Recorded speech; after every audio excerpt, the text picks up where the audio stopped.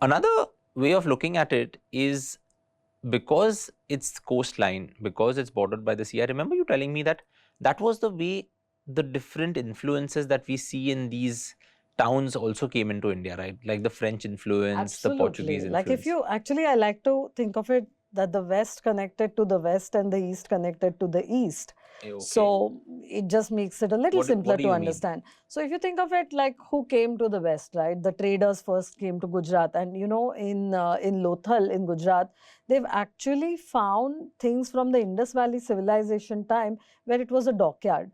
So people were trading, and there was maritime trade and things happening there long back before we could even imagine or think of it. So the Portuguese, the Parsis, all of those people came in first to the West Coast because they were all from the West. So obviously when they reached India, the Silk Route and everything, of course, that happened through the mountains. But you have a lot of the trade and maritime trade happening from the West to the West. So the British, the Portuguese, all of them came in first to the West Coast. Whereas on the East Coast, if you see things that you go back from time, then the Thai, the Chinese, all of them were trading more with the East Coast. And Like you see in many influences there of Correct. this, You right? Yeah. see these little influences, you find coins, and of course, the French went up to Puducherry.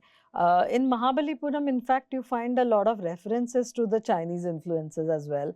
And the temples were called one of the 7 pagodas. So, these are all reasons and things that tell you that we were connected to the world, of course, and there was a lot of trade happening in both the places.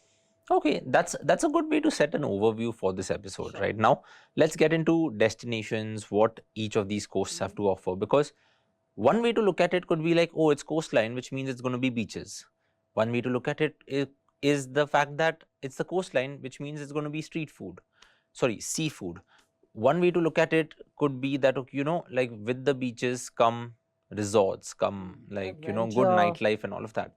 But if you really go to deep dive in each of the towns on or each of the states, they offer something completely different, something that really makes you believe that incredible India is not just one country, but there are many micro countries embedded within India and within each of these states, right?